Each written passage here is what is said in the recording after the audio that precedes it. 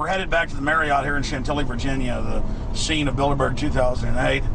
We successfully infiltrated the last day and a half inside, got out with some great stuff. We've been tailed, and now we're going back to cover the dignitaries, the elitists, as they arrive. And right now is the prime time for them to start arriving for the next 3 or 4 hours. We took about a 30-minute break. I'm sure we missed a few, but it doesn't matter. So we've got scores of people that just organically are listeners, info warriors that are out here taking action. And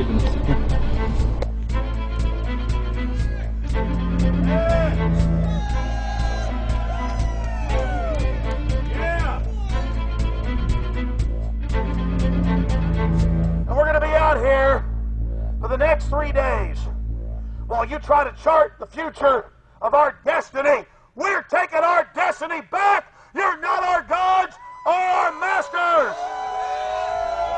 We witnessed at least 7 convoys of armed Secret Service entering the Westfield's Marriott, and internal sources confirmed that both candidates did attend at least one meeting inside the conference.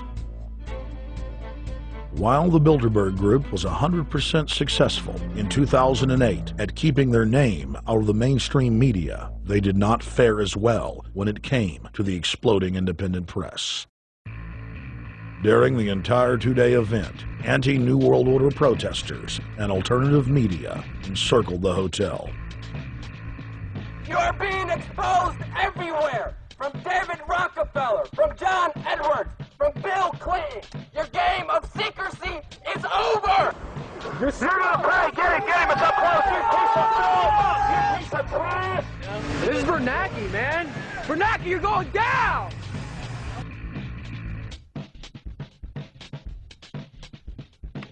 Obama, we know you're here, Obama. You cleared your schedule for the next 3 days. We know you're in Virginia.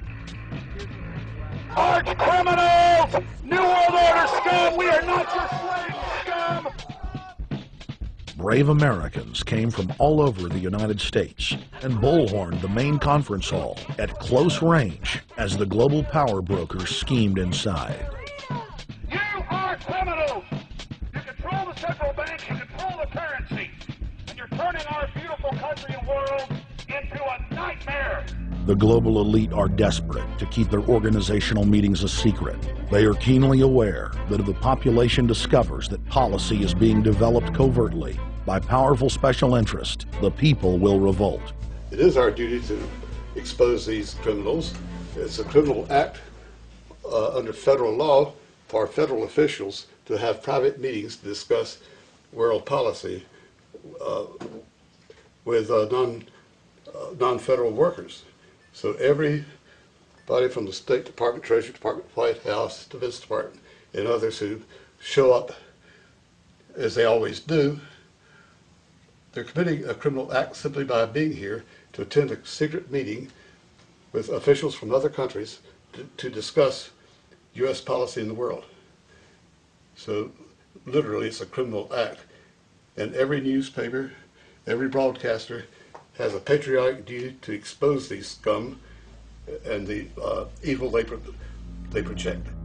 The election primaries served as a great diversion while the true future course of the nation was being set behind closed doors.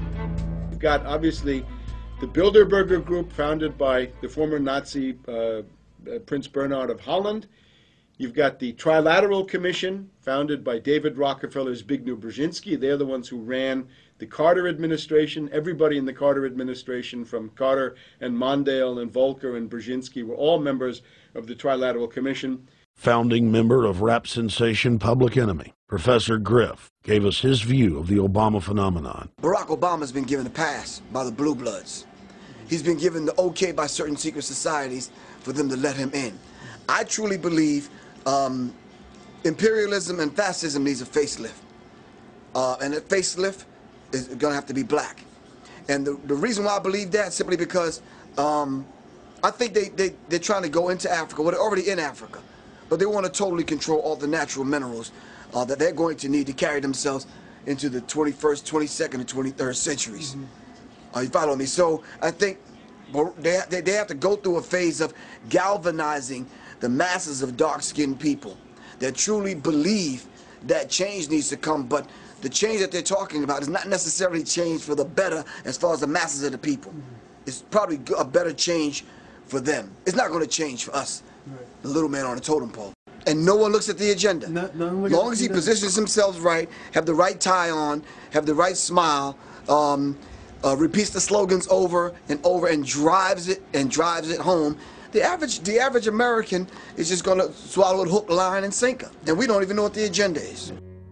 Writing in his 1964 book, With No Apologies, Senator Barry Goldwater said, "The Trilateral Commission is intended to be the vehicle for multinational consolidation of the commercial and banking interest by seizing control of the political government of the United States. The Trilateral Commission represents a skillful, coordinated effort to seize control and consolidate the four centers of power: political, monetary, intellectual, and ecclesiastical.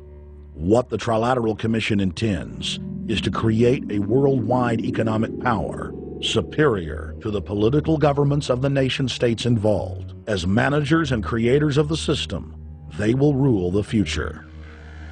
Bilderberg issues executive decisions and prime directives to its subdirectorates for implementation. The Trilateral Commission takes the Bilderberg Group agenda and executes it through regional roundtable groups throughout Europe, Asia, and the Americas. The Council on Foreign Relations serves as the managing roundtable group in the United States sector. The Council on Foreign Relations has dominated every administration since the days of FDR. The way in which they make policy and rule is that they are a polycentric oligarchical system.